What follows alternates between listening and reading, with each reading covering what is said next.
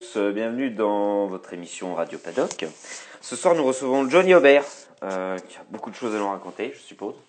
Et donc, du coup, voilà, je vous attends tranquillement, comme tous les jours. Je passe ma première minute tranquille. Hop là. Salut tout le monde. Hop là. Le Rémi, il est là aussi. Salut Estelle. C'est devenu un petit rituel, Estelle, non? Il se passe quelque chose là. Hop là. Hop, le Gubian il est là aussi, c'est bon ça. Salut Rémi. Salut.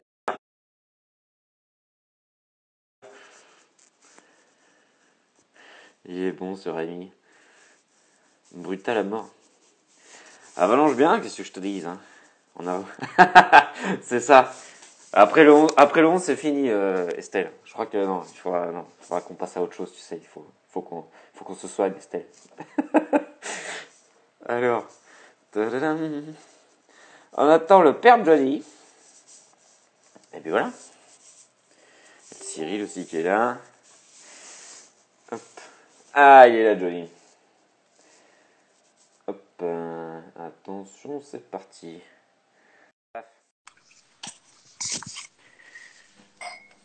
Salut. Salut, tu m'entends? Ouais, je t'entends nickel. Toi aussi, c'est Bon, bon? c'est parfait. Salut à tout le monde. Ça va, t'as passé une bonne journée? Tranquille, il y a beaucoup plu chez moi, enfin quasiment toute la D'accord. journée. Mhm. Donc voilà, puis de toute façon on peut pas trop bouger, donc voilà, c'est Avec, hein. difficile. Voilà, même si Mhm. on voulait aller se promener un petit peu, mais finalement non. Mhm. Rien du Avec tout. le temps, forcément. Ok, Voilà. d'accord, ça marche. Bon, bah, si t'as passé une bonne journée, que t'es prêt, que t'es chaud, ben, on attaque, hein, tranquille. Tu vois, il y a Estelle, juste avant, Estelle, elle attaque très fort. Estelle Wilma, elle te dit, c'est ta femme qui te transforme en hipster avec ta barbe. C'est ça, exactement. Voilà, c'est elle qui s'occupe de tout en fait. Donc voilà, je laisse pousser la barbe. T'as bien raison. Du coup, ben voilà, je te laisse te présenter un petit peu, rappeler à tout le monde bah, qui tu es, tout simplement. Bah, je m'appelle Johnny Aubert, je suis double champion du monde d'enduro. J'ai eu un passé de crossman aussi, voilà, jusqu'à repasser vraiment à l'enduro. Et Ouais. puis voilà, un peu de rallye raid. Voilà, une 6e place il y a 2 ans au Dakar. Mhm. Et voilà, j'ai bientôt 40 ans.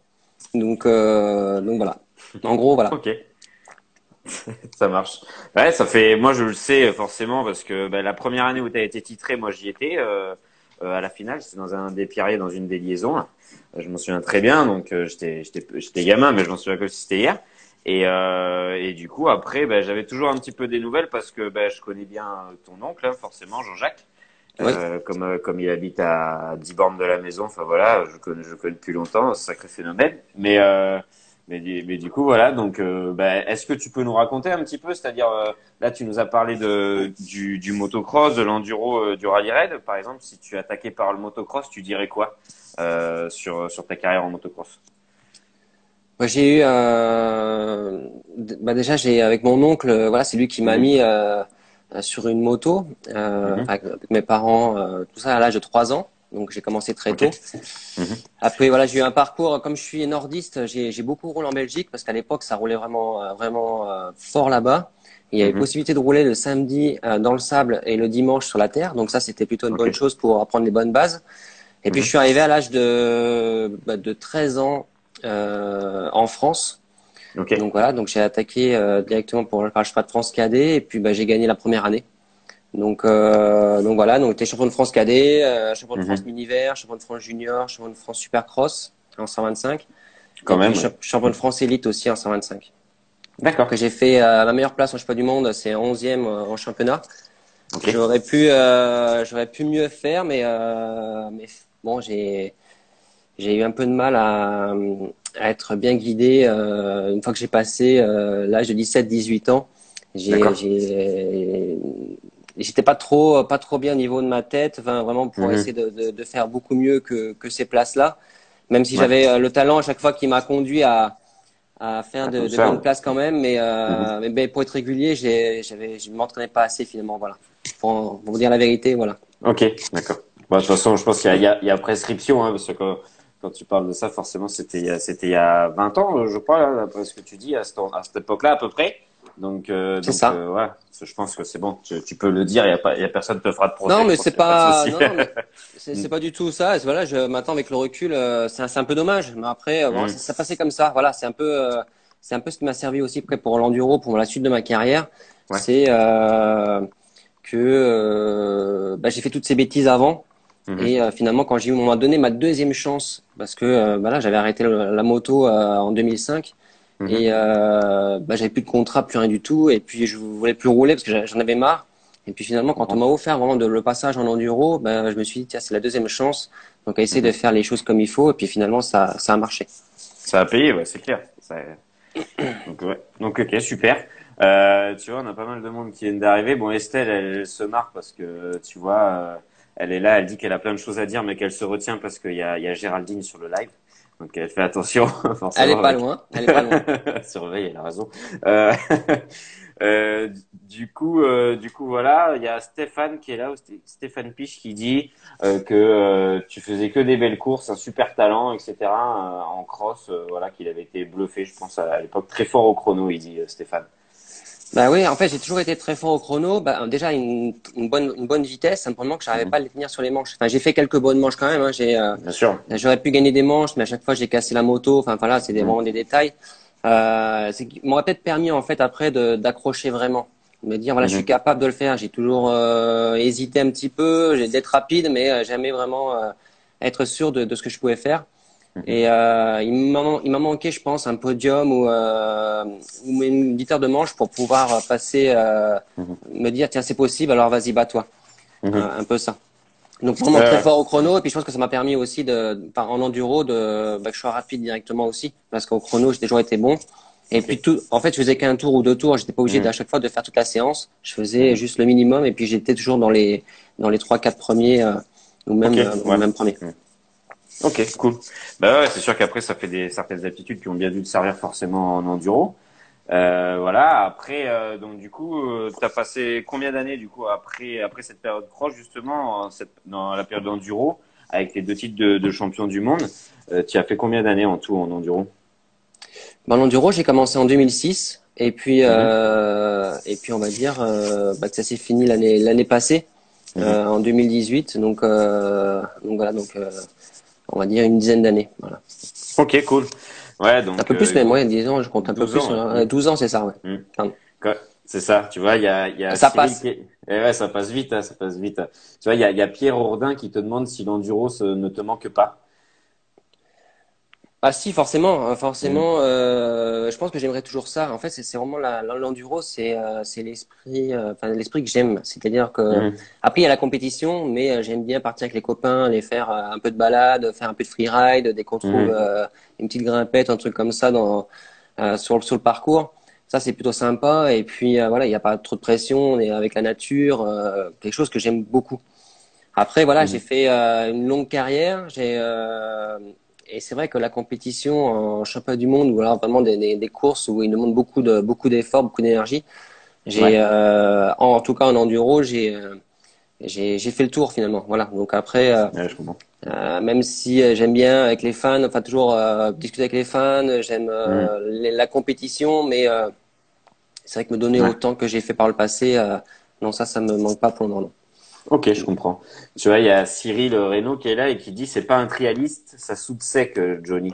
C'est vrai, c'est vrai. Oui, Mhm. c'est sûr que moi, je viens du cross, donc forcément, Mhm. quand j'ai commencé l'enduro, j'ai été un peu avec Merriman qui était très bon au niveau technique, donc je l'ai suivi pas mal, mais c'est vrai que Mhm. j'ai toujours gardé ce coup de gaz un peu ravageur, même si je suis Mhm. assez coolé quand même, je reste quand même avec un style crossman, quoi. Ok, toujours spectaculaire, du coup un petit peu plus. Un Tu vois, peu il y plus a. voilà que Mhm. les pilotes d'enduro, forcément, voilà, les Mhm. pilotes d'enduro sont un peu plus coolés, Mhm. on voit tout de suite la différence entre un crossman et un C'est pur clair. enduriste. C'est clair. Il y a Estelle Villemain qui demande quand même si tu vas venir à la Véronaise. Quand même. C'est la Véronaise, c'est en fait un des clubs qui organise la Véronaise et mon Mhm. motoclub, Ouais. donc le Ségala. Donc c'est une course que j'y attache beaucoup Mhm. pour la faire. Simplement que là pour le moment physiquement c'est un peu dur. Enfin, je Mhm. reviens de blessure et je suis pas tout à fait sûr d'être mis pour la Véronèse, mais en tout cas, je Bien sûr. vais tout faire pour être Mhm. présent. Et puis, bah, j'espère que je pourrai rouler avec tout le monde. Bah ouais, ce serait cool, ce serait cool. Ce serait une belle communion avec tout le monde. C'est vrai que sur des classiques comme ça, c'est toujours cool. Comme tu disais, de pouvoir être avec les fans, de pouvoir être avec tout le monde et de faire une belle classique comme ça. Bah, c'est plus sympa et surtout que Mhm. maintenant, je viens vraiment pour m'amuser. Voilà, Mhm. j'ai plus du tout l'objectif de faire un bon résultat, donc voilà, donc Mhm. je viens comme ça entre copains et puis voilà, ça me permet justement de rouler comme je veux et puis surtout bah, discuter avec les fans et puis passer un bon moment. Voilà, passer C'est ça. Mhm. quelques jours de moto et en plus il fait toujours assez beau là-bas, donc c'est plutôt cool. C'est clair, c'est clair. Il y a Riku Lunier qui est là, directeur de course fou, qui dit quel conseil tu donnerais à un jeune qui débute? Pour quel Ouais, c'est un peu vaste là. c'est pas facile, mais en tout cas, voilà, je pense qu'il faut essayer de mélanger un peu tout. C'est vrai que ça dépend Mhm. s'il veut vraiment faire de l'enduro Mhm. ou alors partir sur les extrêmes, comme on voit maintenant. C'est vrai que c'est un peu deux disciplines différentes, complètement à l'opposé. Et donc voilà, donc essayer bah, s'il veut faire de l'enduro, bah, c'est de faire un peu de cross quand même. Finalement, on Mhm. dit toujours, oui, maintenant c'est plus vraiment de l'enduro, c'est que ça limite un peu du cross, mais Mhm. bah, on part dans cette direction et C'est c'est vrai vrai. que le cross amène quand même pas mal de d'attaques et je pense qu'on en a besoin pour les spéciales. Je pense que C'est maintenant, clair. voilà, tous ceux qui ont été qui sont champions du monde ou de ma génération, en tout cas, Mhm. on vient du cross. C'est clair. Mhm. Et puis pour les extrêmes, bah, je sais pas, j'ai fait que ma première course d'enduro, j'ai fait l'Ice Gate, donc c'est une course Ok, extrême. quand même. Donc Ça va. j'en ai fait une quand même, Mhm. mais j'ai fait qu'un tour le soir, donc Mhm. j'ai pas trop d'expérience à ce niveau. Et Mhm. donc voilà. Mais en tout cas, bien s'entraîner et puis c'est d'être voilà, d'essayer de s'amuser un petit peu quand même aussi, mais le Mhm. travail quand même est la clé quand même. C'est clair. Donc tous les pilotes qui sont passés là avant toi, quand ils ont eu un peu des questions comme ça, ils ont tous dit sensiblement la même chose, c'est-à-dire qu'il y a beaucoup de boulot, mais qu'il faut quand même y trouver un petit peu du fun. Sinon, après, d'un moment, c'est peut être compliqué de monter tout le temps sur la moto pour faire quelque chose de rébarbatif. Mais en attendant, voilà, que c'était quand même beaucoup de travail sur du long terme. Et je suis d'accord avec toi, le cross forcément amène beaucoup de vitesse par rapport à un pur enduriste qui a fait que de la prairie, quoi. Donc On a voilà. quand même de la chance Mhm. bah déjà de nous motards de pouvoir s'amuser. C'est Mhm. pas c'est pas comme quelqu'un qui court à pied, enfin qui fait voilà ce genre de choses ou Mhm. la natation. La natation, on regarde que le carrelage qu'au fond de la piscine et ça c'est quelque C'est chose qui est clair. difficile. Mhm. Nous on a quand même de la chance de pouvoir s'entraîner déjà Mhm. dur, mais aussi de pouvoir s'amuser, d'aller faire un peu de Mhm. freeride une fois de temps en temps et Mhm. voilà de varier les choses. Donc il faut en profiter. C'est clair, c'est clair. Tu vois, du coup, Rico, il en profite, comme tu as parlé un peu d'extrême, il a dit on t'attend là à l'extrême, tu vois. Je pense qu'il te cherche un petit peu. Après, il y a Stéphane. Pourquoi pas un jour. Ma foi. Ma foi, pourquoi pas, hein, c'est vrai. Hein. Ouais, pourquoi pas. Non, mais Mhm. j'aime bien, mais après c'est vrai que je peux pas y aller. En fait, tant que Mhm. je suis encore, je gagne encore ma vie en faisant de la moto, je peux Mhm. pas aller faire ce genre de course alors que je vais être vraiment largué. Ou Mhm. alors, parce que tout le monde va m'attendre, voilà, dès que je vais m'inscrire à ce genre de course, à être devant. Ou alors de moins de finir la course Mhm. mais voilà, je pars, je dis directement, j'ai pas le niveau des tops. Mhm. Et donc pourquoi pas essayer une course dans quelques temps juste pour Mhm. voir jusqu'où je peux aller et puis j'aime le goût d'effort donc je pense que c'est quelque chose qui pourrait me plaire. C'est clair, c'est clair. Alors, c'est le format est après particulier, comme tu dis, c'est vrai que c'est des courses où quand même la grosse majorité du plateau ne finit pas. Donc voilà, après je comprends que c'est sûr hein, quand un mec avec ton nom, ta renommée débarque sur une course, forcément il y a des attentes, on va dire. Mais bon après c'est sûr que c'est une discipline vraiment à part entière. Puis ça n'a aucun Euh, sens un peu pour le hum, moment pour mes sponsors si je viens à c'est ce genre de clair. course et Hum, qu'après bah, les gens vont me critiquer. Ils vont me hum, dire ouais, il a pas réussi à faire telle chose, il s'est arrêté après je sais pas quelques hum, heures. C'est ridicule hum, voilà j'en suis pas capable pour le moment et puis j'ai pas envie de hum. m'entraîner vraiment pour ça non plus. Ouais, Et puis voilà, je suis passé à autre chose, mais en tout cas, c'est une des courses qui me plaît en tout cas, enfin qui me hum. donne envie quand même d'essayer au moins un jour. Ok, cool. Bah, super. Il y a tac tac tac. Alors j'ai loupé une question de Stéphane qui te demande quelle a été ta meilleure moto et quel est le team où tu t'es senti le mieux, le plus à l'aise. Ça fait Ouais, beaucoup de. il y a plein de motos. Moi, j'ai Hum, toujours eu de la chance d'avoir de très bonnes motos. J'ai, hum, voilà, même quand je roulais, même en 80, voilà, j'étais directement chez Yamaha Motor France, donc c'était une bonne moto. hum, Après, j'avais un support de Yamaha Rinaldi quand je roulais en cross. J'ai de Platini, du Husqvarna hum. usine. Après, je suis passé, voilà, et même avec Yamaha en enduro, voilà, on avait le support quand même de l'usine, même si c'était un team un peu privé, un peu, voilà, après, pas forcément KTM. J'ai roulé Mhm. sur des bonnes motos. Après, c'est difficile de se dire, quand les années passent, de dire, voilà, cette moto-là était vraiment top. Les années passent, les motos changent, évoluent. Mhm. Euh, voilà, j'ai toujours eu des bonnes motos. Puis je pense que quand on sait bien régler une moto, finalement, elles sont toutes bien les motos. C'est difficile mais on va dire peut-être en 2009, voilà, la KT, parce que j'ai tout gagné avec et puis bah, ça me Mhm. donne des bons souvenirs. Parce que C'est voilà, je me clair, dis ouais. c'était la meilleure parce que j'ai tout Mhm. gagné cette année-là. Et mais mais est-ce que c'était vraiment la meilleure? Mais voilà, Voilà. Mais en c'est tout cas, ça. c'est ça qui me donne plus de bons souvenirs, voilà, de ma carrière. Ok, cool. Il y a alors, tac, Greg Gilson qui te pose la question. Il te dit justement, Johnny, tu l'as peut-être déjà dit, mais tu en es où physiquement? Quand est-ce que tu pourras reprendre la moto?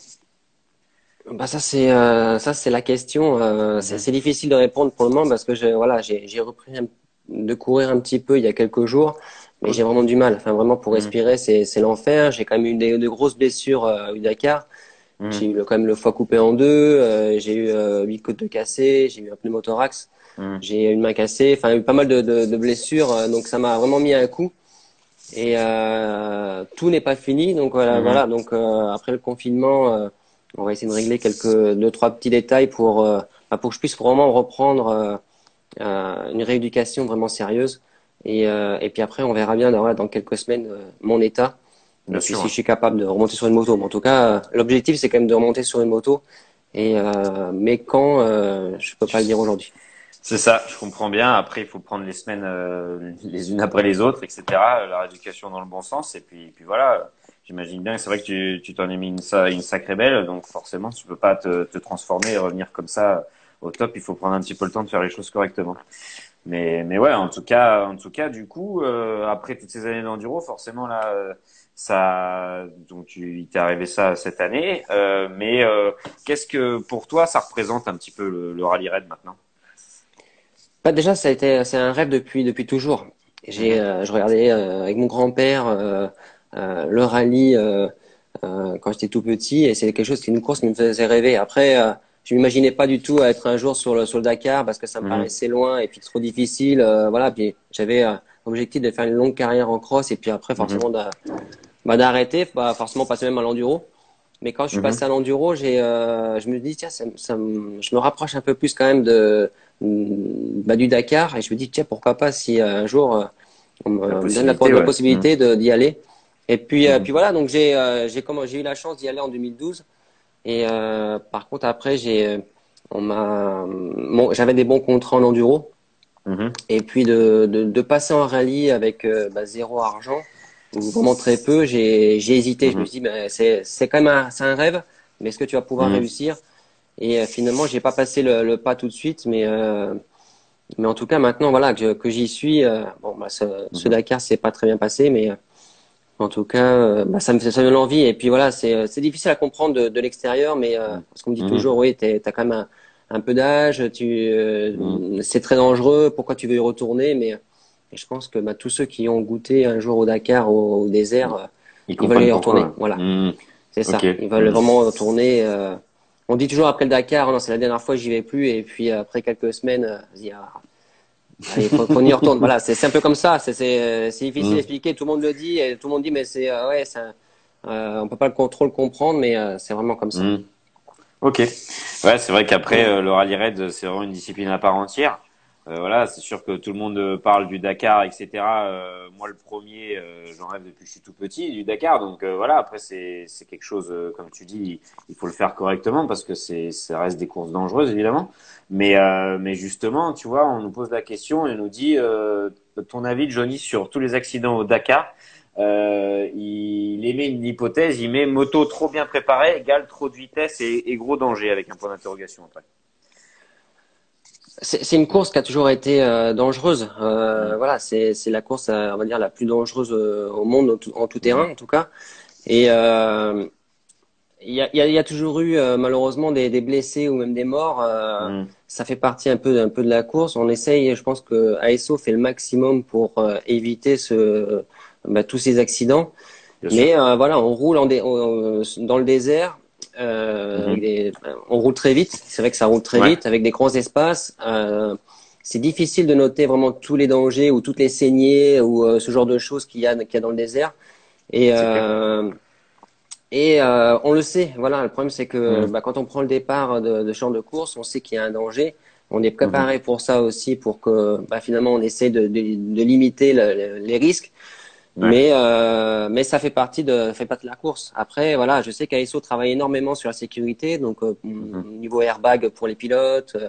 Nous, on a un gros problème aussi en moto, c'est que quand on passe par devant la moto, on vient tout de suite taper le roadbook, en fait, vraiment la Mhm. tablette qu'il y a devant nous. Donc, ils Ouais. travaillent sur un système pour que finalement, quand on passe par devant, que finalement, Mhm. quand on vient de taper le roadbook, et ça se décroche. Donc, Mhm. finalement, que l'impact sur le roadbook soit moins important. Et puis voilà, après je sais aussi qu'ils travaillent aussi sur une tablette, donc il y aura Mhm. plus de papier, voilà, ce genre de choses. Peut-être aussi sur les brides. Mhm. Après, ça c'est quelque chose je sais pas trop si ça va vraiment arranger les choses. Mais Mhm. en tout cas, ASO et l'organisation du Dakar font vraiment le maximum. C'est Et clair. puis travailler aussi avec les teams pour essayer Mhm. de limiter un peu ce risque. Mais bon, on est en plein désert, voilà. C'est quand on Mhm. roule, voilà, très très vite, on fait des longues heures de moto aussi, donc c'est difficile de rester concentré sur toutes ces journées. Mhm. Et puis voilà, même les meilleurs tombent, donc C'est ça. c'est le Dakar, Mhm. voilà. Ouais. C'est ça. Ça fait, comme tu disais juste avant au début, ça, je pense que ça fait partie de la discipline, hein. Malheureusement, on le souhaite à personne de se faire mal ou de tomber, etc. Mais malheureusement, bon, quand on fait autant de kilomètres par jour, qu'il y a la navigation à faire, qu'il y a tout voilà, à bien aligner toutes les planètes pour que ça fonctionne tous les jours pendant 15 jours, forcément, hein, c'est compliqué, quoi. C'est un défi physique et mécanique. Donc voilà, c'est depuis toujours, je pense, je suis assez d'accord avec toi que le Dakar, ça restera une des courses les plus dures du monde. Alors après, t'as l'air enfin, t'y régaler quand même, hein, parce que t'as fait des très belles performances sur le Dakar. Bon là, cette année, forcément, tu t'es fait mal, mais moi, je trouve que quand même, t'as montré que t'étais dans les meilleurs Français pour scorer sur ce Dakar-là au final à chaque fois. Ben moi, j'aime ça. Après, voilà, comme je dis, Mhm. on se prépare aussi énormément pour ce genre de course. Voilà, Mhm. c'est en plus cette année, j'ai beaucoup travaillé avec David Casteux, qui m'a donné vraiment tout fait pour que finalement je sois le mieux préparé au niveau roadbook, que je puisse Mhm. mieux naviguer, ce genre de choses. Et on avait bien travaillé aussi sur la moto. Et malheureusement, voilà, Mhm. bon, il s'est passé l'accident. Mais moi, j'aime ça. J'aime le rallye. Mhm. Et je pense faut vraiment l'aimer pour y aller. Enfin, pour prendre ces risques-là, je pense Mhm. il faut aimer le désert. Il faut vraiment Mhm. prendre conscience aussi que c'est dangereux C'est clair. pour pas faire n'importe quoi. Mais bon, voilà. Après, c'est difficile. Il y en a qui sont vraiment contre parce qu'ils disent qu'il faut arrêter ce genre de course. Mais Mhm. moi, je suis plutôt de l'autre côté à dire non, non, il faut absolument y aller. On a Mhm. vraiment cette chance encore de pouvoir rouler dans ces grands espaces. Et puis, quand on aime le rallye raid, on veut vraiment y aller. Ben, c'est clair, t'as pas fait tout ça pour renoncer, c'est clair. Alors après, tu vois, on voit plein de vidéos des fois de pilotes qui tombent, etc. Et qui, malgré être déboussolés, malgré la douleur, etc., ils veulent finir. Je pense que ça fait partie des valeurs de la discipline, quoi. C'est-à-dire que les mecs, ils veulent finir. Ils se sont trop sacrifiés, trop entraînés, trop, voilà, pour ne pas essayer d'aller jusqu'au bout, quoi. En fait, c'est vraiment le rallye raid, c'est comme une famille et puis c'est une Mhm. mentalité en fait. C'est donc on va dire qu'on prend le départ ensemble, même si on est chacun de notre côté, mais on prend le départ ensemble et puis on finit ensemble. Donc Mhm. voilà, donc il y a vraiment cet esprit-là. C'est difficile à expliquer comme ça par Mhm. vidéo ou quand on n'y est pas, mais Bien quand sûr. on voilà, il faut vivre aussi un bivouac, Mhm. c'est vraiment énorme. Et Et puis voilà, on part tous pour finalement faire une aventure, même si tout le Mhm. monde dit oui, mais c'est plus comme avant où ils partaient des journées entières sans qu'on. Mhm. Mais bon, là, ça s'améliorait aussi. Enfin, au niveau sécurité, on peut plus faire n'importe quoi non plus. Et c'est une bonne chose d'ailleurs que qu'on va dans cette direction. Mais Mhm. il y a quand même un esprit aventure quand même, même si de l'extérieur on a l'impression qu'on est tous des fous et puis on roule à fond sans regarder le roadbook, il y a Mhm. plus rien. Non, Mhm. ça se passe pas Ouais. comme ça vraiment. Mm. Donc c'est pour ça que c'est intéressant, tu vois, d'avoir des pilotes comme toi qui nous donnent un peu la vie de l'intérieur, un peu inside, tu vois, parce que sinon, des fois, c'est un peu compliqué de s'en rendre compte, comme tu dis, parce que des fois, quand tu vois simplement un reportage à la télé, c'est compliqué de vraiment d'aborder la chose de manière concrète, quoi. Alors après, il y a Estelle, tu vois, qui dit, qui parle des airbags. Savoir, tu vois, qu'est-ce que tu en penses, etc. Pour les gros cartons, forcément, je pense que ça peut aider. C'est quoi ton ressenti par rapport à ça? Bah, moi, je pense que oui. Je pense que Mmh, l'airbag est peut-être ne va pas tout sauver. C'est un peu comme dans une voiture finalement. Même quand il y a des mmh, accidents, voilà, quand il y a des accidents, voilà, je pense que ça sauve quand mmh, même pas mal de gens. Mais il y a toujours des morts quand même. Donc c'est difficile d'être sûr à 100% que ça soit vraiment mmh, efficace. Mais je pense que ça pourra aider. Après, de mmh, savoir exactement comment ça peut fonctionner aussi avec les plates amateurs, parce que ils tombent mmh. énormément. Il y en a qui tombent, je sais pas combien de fois par étape, mais beaucoup de fois. Ouais. Donc, pour pas Mmh, que ça se déclenche non plus tout le temps, et puis savoir aussi si on peut avoir des recharges. Je sais on peut avoir jusqu'à 2 ou 3 recharges sur certains systèmes. ok. Et donc ça peut être une bonne chose, même pour nous, même si voilà, on vient tomber fort. Est-ce Mmh, que voilà, même si on peut perdre quelques secondes à remettre une bonbonne et puis mmh. repartir. Voilà, il y a pas mal de choses que voilà, pour le moment je contrôle pas, mais parce que je connais pas bien le système, mais mais en tout cas, je pense que de mon côté, que ça peut être Mmh. une très bonne chose. Enfin, c'est Ouais. d'ailleurs même obligatoire. Enfin, ça doit être obligatoire. C'est clair, je suis assez d'accord avec toi. On a l'espace moto Julien Baudry qui est là et qui te dit salut Johnny, salut Mathieu. Je suis sur le Dakar depuis de nombreuses années et pour moi et par rapport à ce que je vois, la seule solution pour casser la vitesse est de compliquer la navigation. Il dit. Mais ça, c'est sûr. Mm, C'est la seule façon. En tout cas, mm, ça devait être très compliqué en Arabie Saoudite. Le problème, c'est qu'en mhm. Arabie Saoudite, il y a plein de traces partout dans tous les sens. Donc, Ok. c'est pas comme ici quand on prend un chemin. Voilà, il y a un chemin qui est bien marqué avec Mm, des haies de chaque côté ou genre de choses. Dans le désert, c'est qu'une trace de voiture. Et en mm, Arabie Saoudite, il y en a plein partout, vraiment, vraiment partout. Et pour pas que qu'on tourne en rond et que finalement on finisse aucune étape, ils ont dû ouais. mettre plus de De contrôle au waypoint? niveau Ouais. de, non pas Mm, de, au niveau mm. cap, au niveau des caps, Ok, voilà.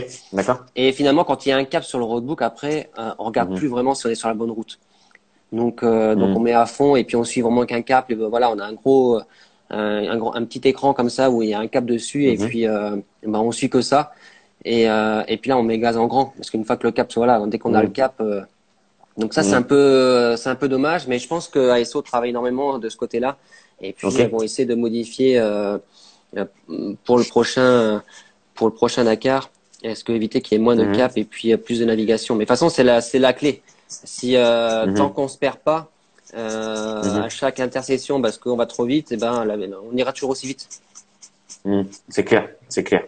Après, c'est ce qu'il disait, il complétait Julien en disant les brides ne changeront rien, que tu tombes à 120 ou à 160, il y aura du dégât et il n'y a que la nave qui peut casser la vitesse. Voilà, je pense que ça résume assez bien. Ouais.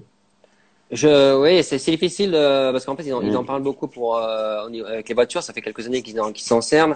Je pense que mhm, c'était aussi pour réduire le gap entre les voitures officielles mhm. et les privées. Donc Ok. ça, je pense qu'au niveau moto, ça peut être pas mal. Après, voilà, Mm, ça va avantager aussi les grosses équipes. Encore une mhm, fois.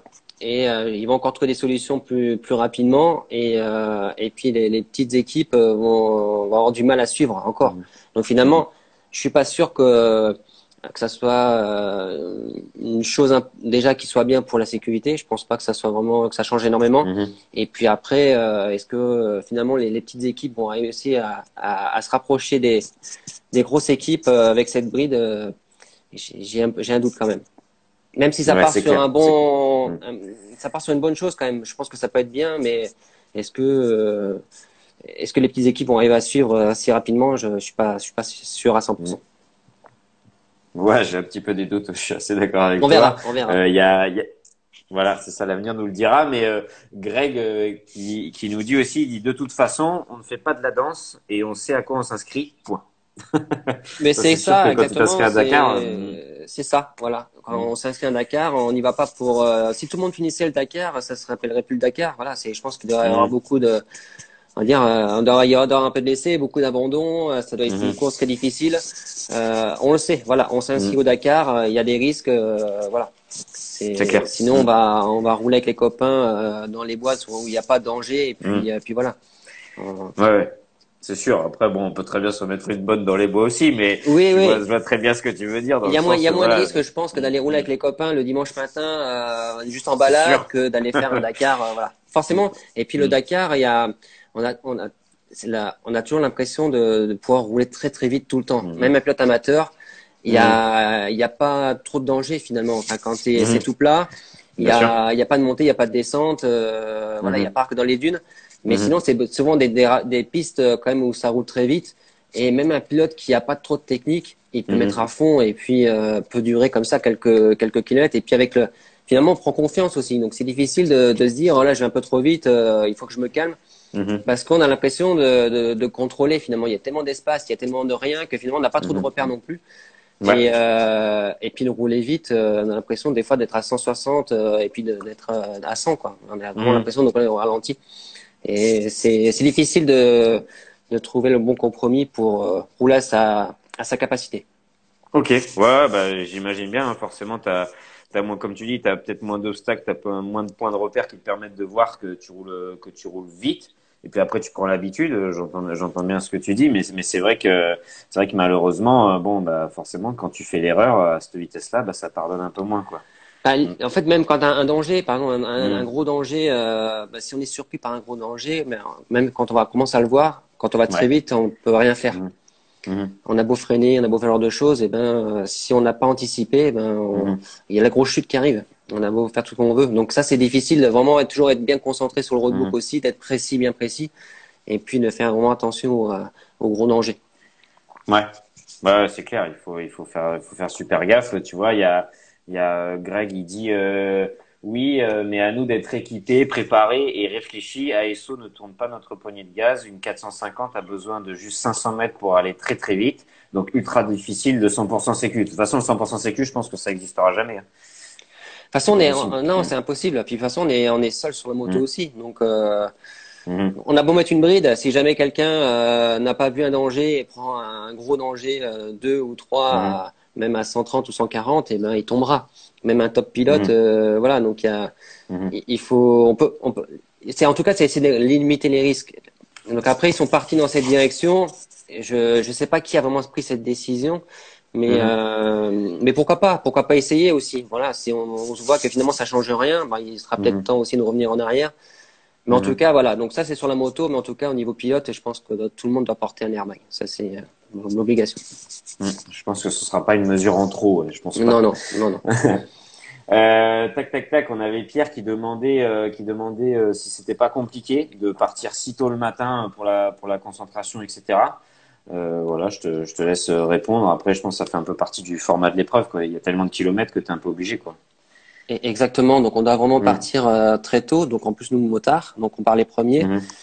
C'est difficile en Arabie Saoudite parce que le décalage horaire, même si je crois que c'est 2 heures ou 3 heures, je me rappelle, je crois que c'est 3 heures, mais il Mhm. n'est pas dans le bon sens. C'est-à-dire que déjà, Mhm. pour aller se coucher, ben, on va se coucher à 6 heures ou 7 heures, qui est l'heure de chez nous. Mhm. Et on se lève 3 heures du matin et il est minuit ici en France. Donc c'est difficile de vraiment Mhm. de se caler parce que bah, d'aller dormir si tôt les premiers jours, c'est difficile. Même Bien si sûr. après, au fur et à mesure, on est fatigué, Mhm. donc on va Tu coucher vas assez dormir plus tôt et on va facilement. dormir.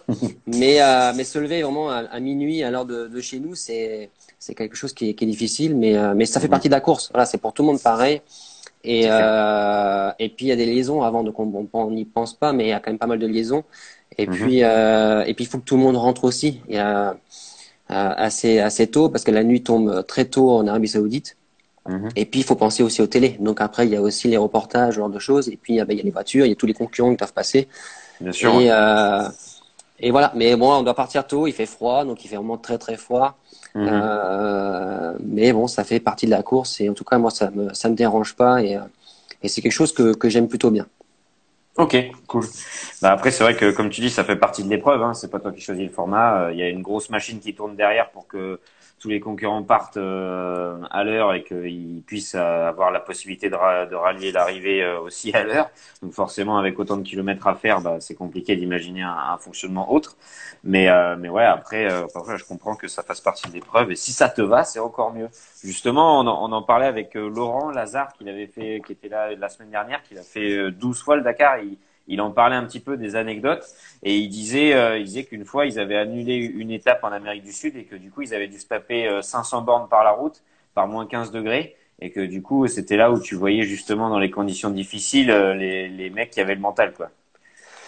Oui, c'est difficile. C'est vrai que voilà, quand ils Mmh, annulent vraiment une étape comme ça, et puis moi j'en ai fait quelques-unes aussi où mmh, il faisait très froid, la pluie, tout ça, mmh, c'est vraiment pas très agréable. Voilà, on peut s'imaginer de rouler à 100 km/h et avec des bouts droits, parce qu'en fait ici en France ou en Europe, on a quand même mmh. pas mal de virages, donc on s'amuse un petit peu.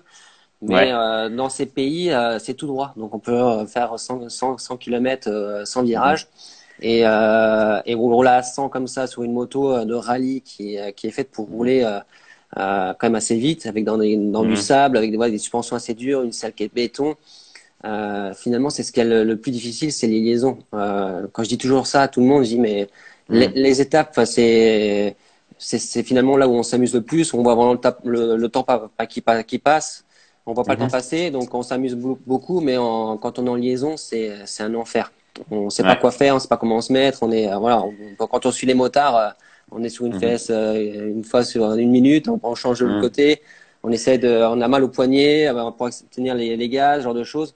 mmh, C'est vraiment pas très agréable, mais voilà, comme ça fait encore partie de la course. Et en mmh. tout cas, voilà, on signe aussi pour ça, finalement, c'est de galérer. Bah, c'est clair, c'est vrai que le rallye raid, comme tu disais juste avant, c'est l'aventure. Donc dans l'aventure, il y a la galère aussi.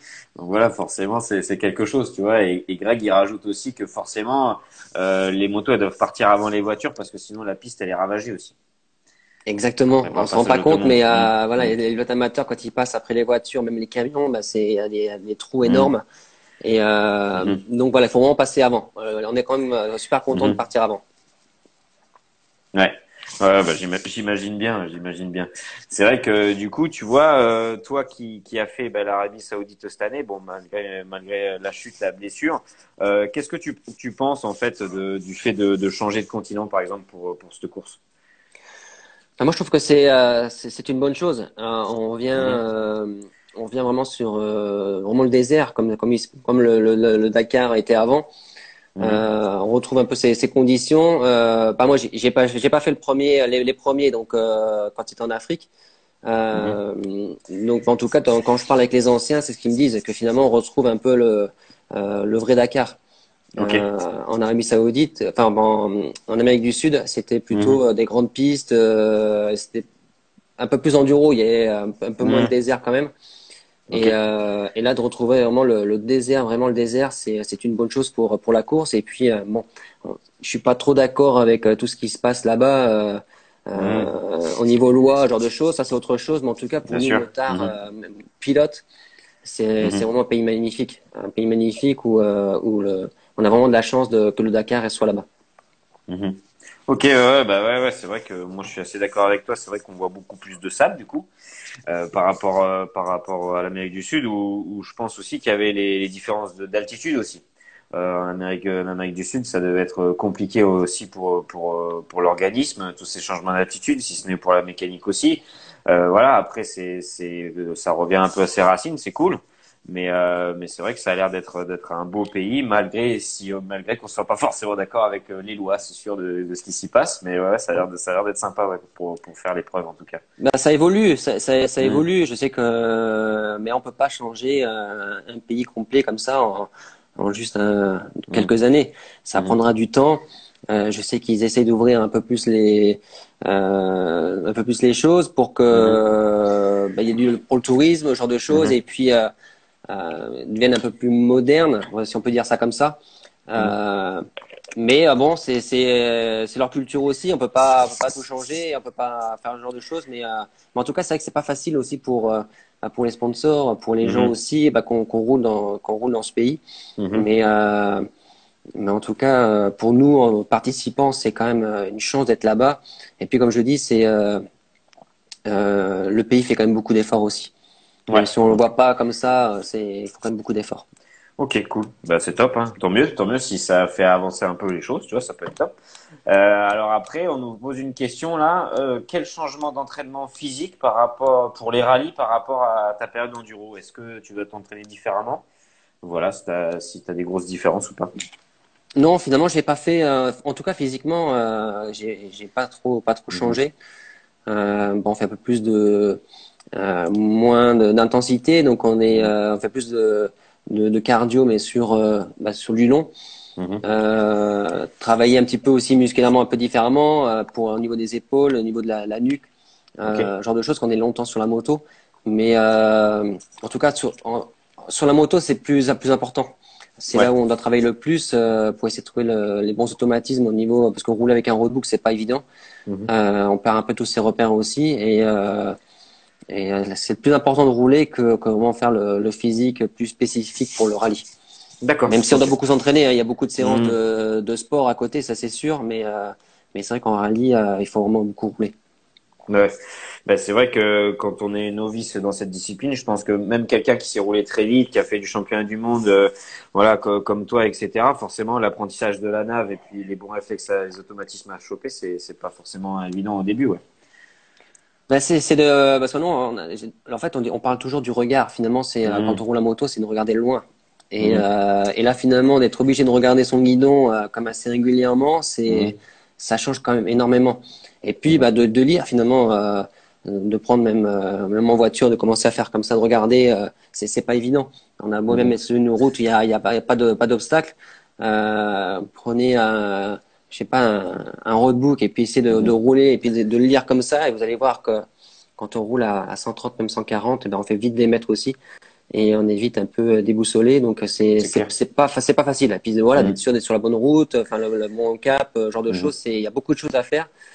Mais bon, ça vient. Voilà, à force, Mhm. ça vient. Mais c'est pas parce qu'on est vraiment bon sur une moto qu'on peut être bon aussi en navigation. Ouais, Ça ouais. a changé énormément. Mhm. Ok, d'accord.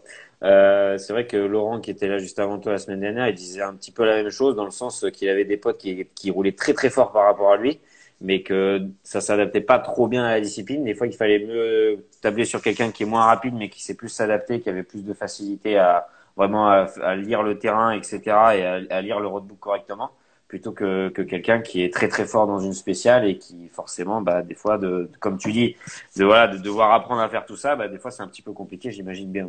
J'imagine bien. Exactement. Mhm. Alors, tu vois, il y a le père Rikou qui te pose une question. Il dit, sachant les risques, si ton enfant veut faire comme papa, quelle sera ta réaction? Et sois sincère, il te dit. C'est pas facile. C'est pas facile de répondre à ça. En tout cas, moi déjà, Mhm. j'espère que mes enfants ne feront pas de moto. Mhm. Donc ça, c'est déjà une chose. Après, voilà, si un jour ils ont envie d'en faire, bah, Mhm. pourquoi pas. Mais en tout cas, j'espère qu'ils ne prendront pas cette direction. Après, c'est difficile en tout cas, de dire non, parce que Mhm. moi, c'est vrai que ma fille, bon, elle fait du cheval. Mhm. J'ai très très peur quand elle fait des concours. Je suis à côté. Mhm. J'ai qu'une chose, c'est qu'elle arrête, qu'elle descende Mhm. de son poney. Mais on peut pas interdire à ses enfants. Voilà, quand on a Mais pris tous ces non. risques, dire mais papa, tu fais que ça, il faut laisse-moi faire. Donc Mhm. je pense que essayer de bien leur montrer la direction Mhm. et puis en espérant qu'ils se fassent pas mal et puis qu'ils s'amusent énormément et puis qu'ils réussissent aussi dans cette voie. C'est Mais clair. euh, mais c'est pas facile. Il y a des parents, voilà, moi pour le moment j'ai cette chance que ce soit en dehors de la moto, Mhm. et je pense qu'il y a des parents qui doivent se faire des cheveux grands blancs tous les Mhm. week-ends, avoir leur enfant faire ce genre de choses, mais c'est la vie aussi. On peut pas tout interdire. Et puis aussi, ils prennent des risques aussi sur la moto, mais ils peuvent aussi prendre des Mhm. risques en dehors. C'est clair. Sinon, il faut tout Mhm. interdire. Sinon, voilà, ne pas aller à l'école tout seul, ce genre de Mhm. choses, parce il y a tel risque, ne pas faire tel sport parce qu'il y a ça. Finalement, on fait plus rien. Si jamais vraiment on prend toutes les choses qu'on fait, dire bah il y a tel risque, et finalement, bah on reste chez soi et puis on fait plus rien. C'est clair. C'est vrai que je me souviens d'une interview avec Michael Pichon et qui disait la même chose. Il voulait pas que Zach il fasse de la moto, vraiment pas. Et au final, bah, par la force des choses, voilà, il en a fait. Il en fait même très très bien. Donc voilà, c'est top pour lui. Mais c'est sûr que en tant que père à côté, forcément qu'il y a des moments, ça doit pas être toujours la rigolade. Mais malheureusement, comme tu dis, ça fait partie de la vie, quoi. C'est ça. Mm. Après, je pense qu'aussi, il faut les laisser faire. Après, Mhm. moi, je suis plus les laisser faire s'ils s'amusent. Après, essayer de les guider au mieux et qu'ils s'entraînent bien, Mhm. de les mettre entre les bonnes mains pour que bah, qu'ils réussissent. Mais Mhm. par contre, je suis contre les parents qui poussent leur enfant. Mhm. Voilà, j'en vois quand même encore pas mal et qui le Ça poussent. c'est Et sûr. ça c'est vraiment dommage parce que bah, si l'enfant ne veut pas en faire ou pas trop Mhm. ou pas dans cette direction, bah, de le forcer et en plus avec tous les risques qu'on sait, Mhm. c'est un peu stupide. C'est clair, c'est clair. Je suis bien d'accord avec toi. Et ça, malheureusement, comme tu le dis, il y en a quand même pas mal qui le font, quoi. Donc bon. Après, moi, c'est Ça, mon c'est un autre rôle sujet. aussi. Voilà, c'est un autre sujet. Moi, c'est mon rôle en tant qu'éducateur de mettre un peu de place dans tout ça, tu vois, d'ordre, on va dire. Et des fois, c'est pas simple. Des fois, c'est pas simple. Il y a Pierre qui te pose une question. Il dit même question à Johnny que celle d'hier. C'est-à-dire dans quel ordre tu mettrais les trois préparations, c'est-à-dire préparation physique, technique et mentale. Dans quel ordre tu le mets d'importance en fait pour toi? Physique. Mhm. Je pense que le physique est le plus important. Mhm. Euh, Après, forcément, il y a, bah, je pense, la technique et puis après, il faudra travailler le mental. Parce que, Mhm. voilà, une fois qu'on a vraiment les deux premiers, donc le physique, la technique, Mhm. après, c'est le mental qui fait que, bah, qu'on devient fort, vraiment fort. Mais en tout Mhm. cas, c'est le physique. Parce que on peut faire de la moto, sans physique, on peut finalement aller très vite, mais pas longtemps. Et puis, il y a Mhm. quand même beaucoup plus de risques de se faire mal. C'est clair. Voilà. Mhm. Il faut vraiment Mhm. avoir une bonne préparation. On est dans une nouvelle génération aussi, Mhm. avec de nouvelles préparations. Et c'est vraiment très très important de bien s'entraîner. C'est difficile d'expliquer ça aux jeunes et je pense que n'importe quelle génération fera les mêmes Mhm. erreurs que nous. Mais en Mhm. tout cas, essayer quand même de donner le plus d'informations possible pour que finalement il y a moins de blessés. Mais pour avoir moins de blessés, je pense il y a que le physique. Et puis Ouais. forcément une bonne technique. Voilà. Mhm. C'est clair, c'est clair. Et le mental après. Mais le Mhm. mental est aussi très important. Mhm. C'est ce qui fait aussi que parfois, même en étant moins bien préparé ou après en revenant de blessure, on peut faire de certaines choses, on peut faire de vraiment de belles courses. Mais ça, Mhm. c'est après. Je pense Ouais. que, je pense que sans physique, sans technique, le mental, Ça. on est limité quand même aussi, limité aussi. C'est clair, je pense que ouais, il faut allier les trois. L'ordre que tu dis, il a l'air pas mal du tout. C'est sûr que le mental, ça va te permettre, quand tu es déjà bon techniquement et que tu as un bon physique, d'aller chercher ce qui manque entre guillemets. Mais Exactement, le petit plus, ouais. Ouais. c'est ça. Donc après, ouais, je suis assez d'accord avec toi dans là. Il y a Stéphane qui te dit, Johnny, est-ce que tu as déjà testé une moto TT en électrique? Non, jamais. Non, non, non. J'ai Mhm. jamais roulé sur une moto électrique. Mhm. J'aimerais bien. Mhm. J'aimerais bien, ça, c'est quelque chose qui me donne envie et je dis pourquoi pas. Mhm. Après, c'est vrai que c'est difficile de faire un Dakar sur une moto électrique, l'enduro, voilà. Après, C'est clair. pourquoi pas faire un peu de cross. Mhm. Après, ça change énormément de ce qu'on a connu. Le changement, peut-être fait peur et puis on n'est jamais très très d'accord avec ça sur Ouais. quand ça change radicalement parce que voilà, on aime bien les auteurs, on aime bien le bruit, voilà, Mhm. on aime bien tout ça. Mais pourquoi pas si on Mhm. arrive à faire vraiment des motos puissantes, bah, je pense qu'il y en a Mhm. déjà quelques-unes, Mhm. plus qui a une bonne autonomie, pourquoi pas un jour essayer et pourquoi pas faire ce genre de course. Mhm. Bah, après, c'est vrai que malheureusement pour l'électrique, pour l'instant, c'est le nerf de la guerre, c'est par notre place, c'est l'autonomie, hein, comme tu le dis. Donc forcément, c'est comme ça. Hein, c'est un peu le même problème pour tous les fabricants. Il y a des motos en trial qui sont très performantes, c'est top. Mais après, pour ta discipline à toi, c'est vrai que ça paraît un peu compliqué pour l'instant. Tu vois, il y a Christine qui est là et qui nous dit le plus dur métier au monde, c'est d'être parent. C'est vrai que c'est compliqué. Mais malheureusement, voilà, c'est vrai que c'est un autre débat. Je pense que j'aurai peut-être l'occasion d'en parler avec Paul Poiton là qui sera là la semaine prochaine, comme lui fait beaucoup d'entraînements avec beaucoup de parents et des enfants, etc. Et c'est vrai que malheureusement, en tant qu'éducateur, des fois, on passe plus de temps à recadrer les parents qu'à s'occuper des gamins. Donc des fois, c'est un peu compliqué. Mais voilà, après, ça fait Moi, je partie du connais pas truc, très quoi. bien cette partie-là, Mm. mais bon, j'en vois quelques-uns quand même quand je roule un peu en cross sur les Mhm. terrains. Et voilà. Donc, puis, mais il y a toujours eu des histoires aussi, donc c'est pas évident. C'est vrai que c'est pas facile Mm. de trouver sa place. Mm. Il y a quand même beaucoup de parents aussi qui font beaucoup d'efforts pour que leur enfant Mhm. roule à moto, parce que c'est un sport qui coûte très Mhm. cher. Et essayer de trouver le Bien juste sûr. milieu pour que, quand on voit son enfant qui est pas très motivé, il se dit mais pourquoi je lui donne tout et puis finalement Mhm. il veut rien faire. C'est difficile de garder son calme Mhm. et puis voilà, essayer de trouver sa place entre tout ça. C'est Mhm. pas évident. Je sais que C'est clair. À partir du moment où il y a de l'affectif qui est en jeu, de toute façon, c'est voilà. compliqué. Mais voilà, comme tu dis, il faut que tout le monde arrive à trouver sa place et que ça reste un plaisir quand même, quoi. Je pense que le leitmotiv du truc, c'est un peu le plaisir, que le gamin il se régale quoi qu'il fasse, que ce soit qu'il fasse jamais de course ou qu'il fasse du championnat du monde. Le but c'est qu'il se régale quoi. Et puis après, voilà, on peut pas, il faut pas tout mélanger non plus pour que ça fonctionne. Il faut arriver à un peu séparer. Et c'est sûr que c'est compliqué en étant parent, forcément. Quand on est pris dans l'engrenage, c'est difficile de se dire Mmh, stop, je vais trop loin. On mmh. se voit pas non plus. Donc C'est parfois on a ça. Mmh, l'impression de faire les bonnes choses, dire mais mmh, pourquoi on me dit ça alors que je fais tout pour mon fils. mmh. C'est difficile. C'est difficile de se dire je vais trop loin alors que on se rend pas compte de comment on est. Ben, c'est ça. C'est ça. Donc c'est là où les entraîneurs des fois arrivent et hop, ils peuvent faire un petit peu du ménage entre guillemets. J'ai pas cette prétention-là, juste des fois apporter cette vision extérieure qui fait que les gens se rendent compte que des fois, ben voilà, les interventions sont pas forcément, enfin voilà, avisées, etc. Donc il faut arriver à tout séparer. Mais bon, c'est pas grave, Et puis un c'est le enfant, travail pour tout le monde. un enfant Mm. écoute aussi un peu plus une personne étrangère aussi. C'est Donc ça. en plus Mm. les choses rentrent mieux. Mm. Voilà, donc c'est difficile un parent quand on dit quelque chose à son enfant, l'enfant Mm. croit toujours que c'est une critique ou alors il s'en fiche un petit peu. Enfin c'est un peu Mm. difficile à expliquer, mais et c'est toujours un peu comme une agression, alors que C'est clair. quelqu'un d'extérieur ça rentre mieux. C'est Mm. différent. Et je C'est pense ça. que voilà, pour moi aussi à tous les parents qui nous regardent peut-être ce soir, Mm. Mm. essayer de faire plus confiance aussi à une personne comme toi qui Mm. font ce genre de choses et vous verrez que Mm. votre enfant s'en portera mieux. Ouais, c'est clair, c'est un peu le but, mais voilà, c'est un travail de longue haleine, mais ça fonctionne, hein, ça fonctionne avec du temps, de la confiance, et C'est tout est sûr. possible. Et demain, tu vois, il y a Greg qui dit, si demain on enlève le fait de gagner sa vie avec la moto et on te dit t'es payé pareil et tu fais ce que tu veux, compétition, même pas obligatoire, vraiment ce que tu veux, aucune limite, qu'est-ce que tu choisis comme discipline? Dans le rallye.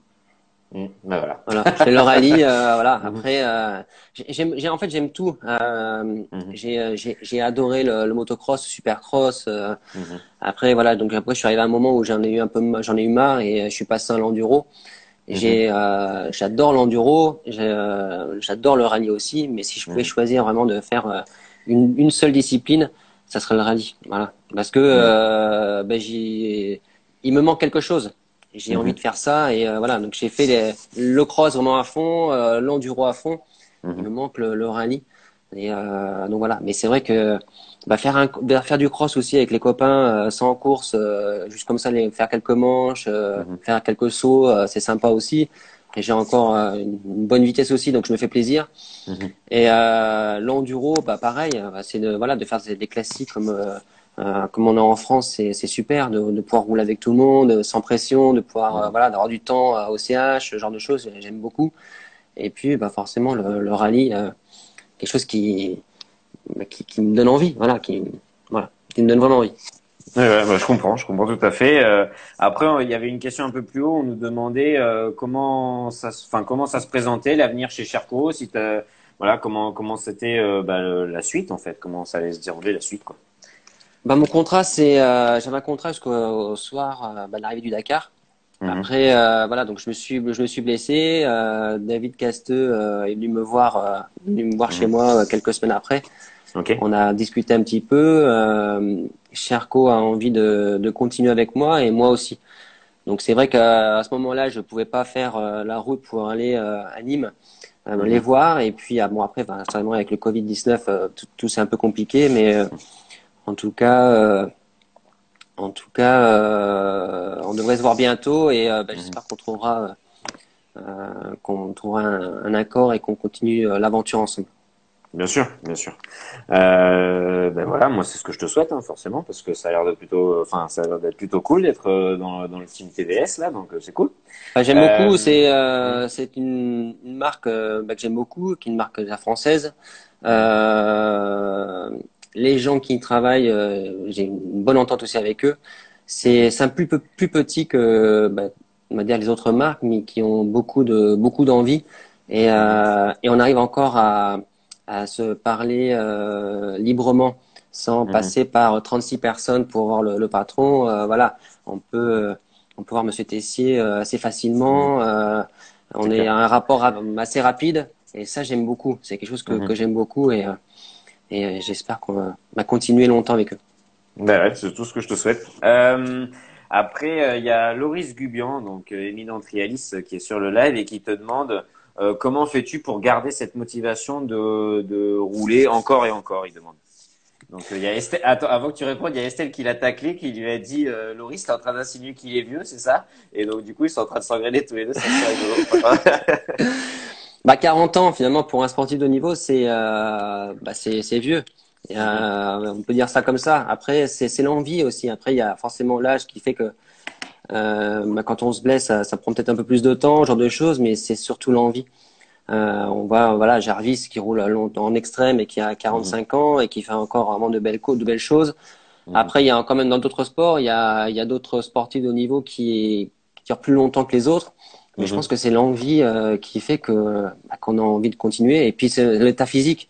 J'ai eu Bien sûr. beaucoup de blessures aussi quand même, comme tous les crossmen et tous les motards en général. Mhm, Mais j'ai pas de séquelles. Juste que depuis ma dernière chute où là où j'ai pris un gros coup.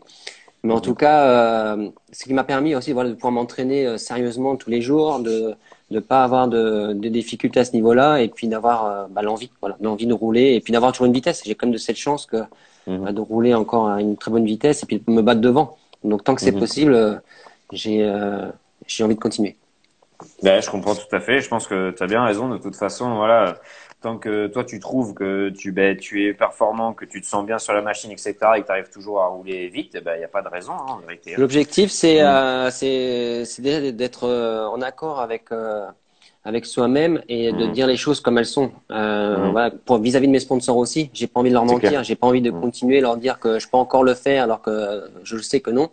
mhm, Avant ce Dakar, quand j'ai signé avec Charcot, j'ai signé en étant sûr de moi que je pouvais leur mhm. apporter quelque chose et qu'on pouvait faire de bonnes choses ensemble. Donc voilà, donc je continuerai jusqu'au jour où je me lèverai un jour, peut-être un matin, me dire bah là c'est fini parce que tu es plus capable d'être à ton niveau Ouais. et puis voilà d'être sûr de ses choix et de ses capacités. Et, en tout cas pour le moment, Mhm. jusqu'à maintenant j'étais vraiment sûr de moi. Ok, cool. Donc je les laisse continuer à s'engrainer dans les commentaires parce qu'ils sont très drôles, mais je ne relève pas. Voilà. Après, il y a Stéphane qui te pose une question qui est intéressante. Il dit coach manager, donc team manager. Comment vois-tu dans le futur pour mettre toute ton expérience au service des autres ou est-ce que tu veux stopper pour autre chose? Est-ce que déjà tu y as pensé déjà parce que c'est quand même particulier. C'est sûr que j'aimerais bien rester dans le monde de la moto après. Mhm, mhm, Jusqu'à maintenant, j'y avais pas trop pensé. Après, devenir coach, pourquoi pas, mais ouvrir une école de pilotage, genre de choses, non. mhm, Parce que c'est pas quelque chose qui me plaît. Je mhm, suis pas très bon non plus pour expliquer comment bien rouler, quand la position. Je peux te donner quelques conseils, mais mhm, d'être vraiment précis, c'est quelque chose qui est difficile pour moi parce que je fais de la moto un peu naturellement. Enfin, c'est mhm, difficile. Je sais plus ou moins comment il faut faire pour rouler vite, mais mhm, vraiment bien expliquer, d'être ce genre de choses, c'est difficile. Et puis c'est mhm. pas quelque chose qui me plaît. Après, voilà, Ok. en faire de temps en temps, pourquoi pas. Mais moi, je serais peut-être plutôt balade. Enfin, pourquoi pas faire des balades, Mhm, s'arrêter peut-être à midi dans un bon mhm, resto, ce genre de choses, autour de l'enduro. mhm, C'est quelque chose qui pourrait plus me plaire mhm, que vraiment d'être sur un terrain et rester sur le même virage pendant toute la journée, à expliquer des choses. mhm, Ça, c'est pas trop mon truc. Après, mhm. pourquoi pas aussi, voilà, aider aussi un team, pourquoi pas pour Il y a aussi des pilotes qui sont à l'intérieur, ce genre de choses. C'est clair. C'est quelque chose qui pourrait être sympa aussi. Et, Ok. pourquoi pas. Ok, super. Bah, tu vois, il reste 30 secondes dans le live, ça va couper. Du coup, bah, je te remercie beaucoup d'avoir été présent là pendant 1 heure. C'était vraiment sympa. Et tu vois, là, on en profite parce que je me fais engueuler. Maintenant, c'est mon tour. Ils disent, il est neuf le Johnny en tout cas. Vu son palmarès, c'est vraiment un gars à la cool et je confirme tout à fait. Il Merci reste. beaucoup. Merci à tous. Et puis, ça a été super sympa. J'ai Mhm, passé une belle heure avec vous, vous mhm. tous. Et puis, j'espère à bientôt au bord des spéciales, au bord d'un terrain de cross, n'importe où avec une moto. C'est clair. Allez, salut, une bonne soirée à Salut, toi. salut tout le monde.